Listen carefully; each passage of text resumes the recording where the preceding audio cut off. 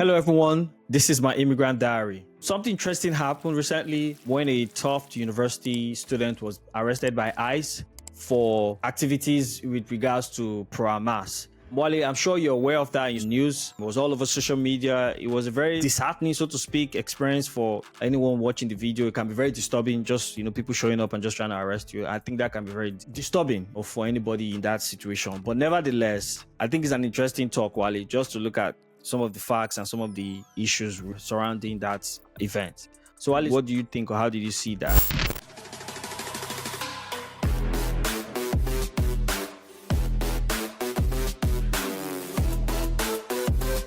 Yeah, I heard about that. So it's very interesting. There's a lot of lack of information about the details of the arrest. From what I've seen, there's a lot of speculation about why she was arrested. But one thing is for sure, people are talking about that she did is that she part of 4 students also that they wrote a letter to their school to basically divest from companies that are associated with Israel. I also do want to clarify that if you read articles from the left, they are going to say that she's pro-Palestine. And if you read articles from the right, they're going to say she's pro-Hamas. But regardless, it's an action in the best interest of America. So that's I would say the contention as far as the administration is concerned. And Israel has always been an ally of the United States. Absolutely. So at least if you're looking at it from that lens, then it looks like our action might not be in the best interest of America. But what's the status about that? I know she was arrested, but have they been able to deport her or anything like that? Okay, so basically the current update is that according to the Secretary of State, visa has been withdrawn. You can share a quick video of what the Secretary of State said about the case. If you apply for a visa to enter the United States and be a student, and you tell us that the reason why you're coming to the United States is not just because you want to write op-eds, but because you want to participate in movements that are involved in doing things like vandalizing universities, harassing students, taking over buildings, creating a ruckus, we're not going to give you a visa. If you lie to us and get a visa and then enter the United States and with that visa participate in that sort of activity, we're going to take away your visa. And once you've lost your visa, you're no longer legally in the United States, and we have a right, like every country in the world has a right, to remove you from our country. We've seen what the Secretary of State said about the issues. I remember filling application for visa. Those questions were really there. I never, for once, in my opinion, are people crazy enough to really be partaking in all of these activities and apply for a visa to the US? I used to just wonder, why do they even ask all those questions? But there's a case now. If you think about it, I feel like there's a case, in my opinion. Like, there's really a case here to say, hey, you did say you're not part of any of these terrorist groups, or you don't support any of those terrorist groups, because everything like you support, and all of those stuff. And so if you say you don't, and you come to the United States and you're not part of publication that seem to be against the interests of the American people, then it becomes really big bull of contention, given what is now happening to her and many other students who have been targeted. Because if you think about it, these are foreign students coming from quote-unquote Islamic or Muslim countries, and it just feels like they are being targeted. But it's like the US is having a base. Trump administration they have a base to say we're going to target these groups for these actions because there have been protests. One of our last videos we talked about Mahmoud Khalid, I think, that was arrested. His own case is similar but very different. So while it is interesting, he is a green card holder. He's married to an American citizen. His wife is pregnant. So if you notice, the Trump administration didn't say much about it after all of those things came to light. Because if you look at his stay in the US is really strong. To really take him out, there's a lot, to consider. But in this case, this is a visa. It's a visa. So, a visa can easily be withdrawn and the government can take their stand at where do you want to go? You want to go to court in the US? And I don't know how that works, but actually, talking about court, that was exactly what the girl did.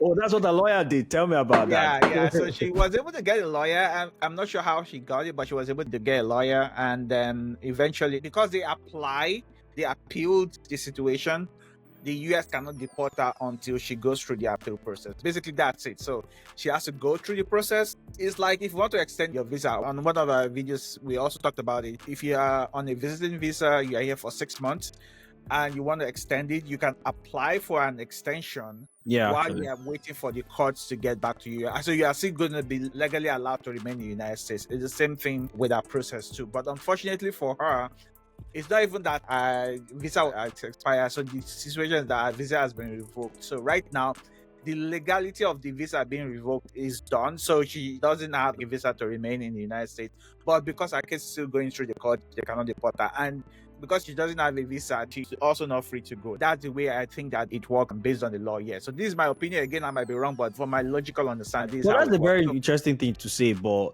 nevertheless, what I think is, if you look at the American Constitution, right, there's freedom of speech. I know that people talk about freedom of speech, but in reality, think about it. In this situation now, the freedom of speech, according to the Constitution, in my opinion, is for the American citizen, it's for the American people. As an immigrant or a foreigner living in America, I don't think that we have that same level of freedom of speech.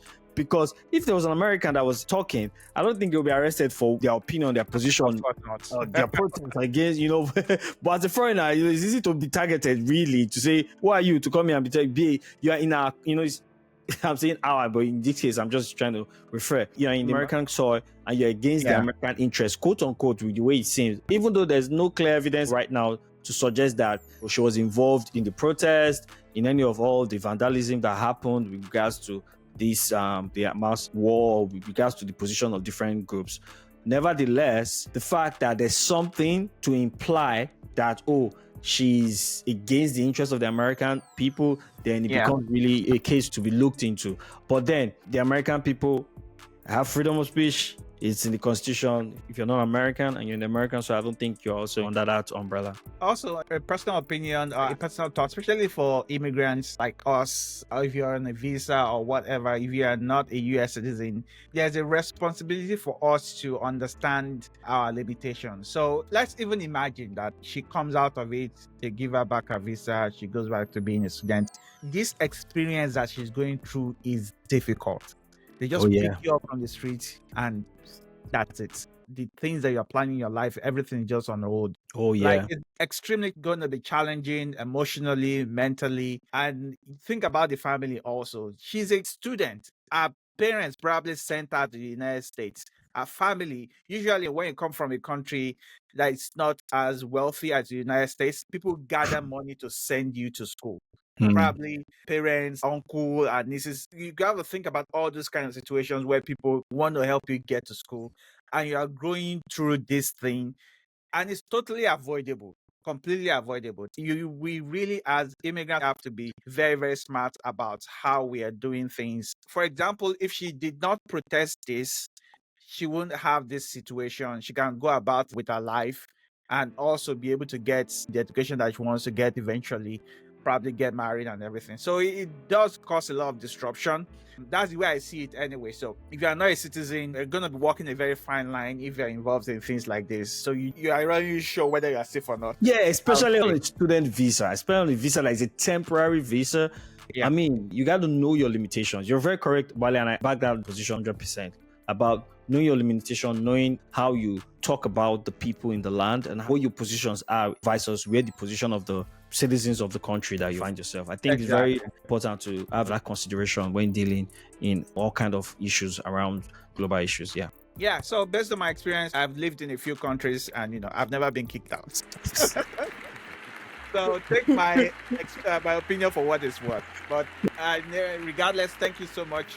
That's all from me. That's all I can think about with this situation. What about you, my brother? Yeah, I mean, that's all. But I just want, like I reiterated about the Mahmoud's case, he's a green card holder, his wife is a US citizen versus, a student visa.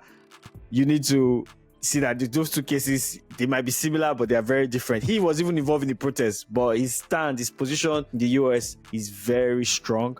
It's not going to be easy to deport or to revoke that kind of person's green card. But as a student visa, it's easy to be targeted, it's easy to revoke that. All right, thank you very much, everyone. Please like, share, subscribe. Let us know what you think in the comments, and we'll see you in the next video. All right, thank you.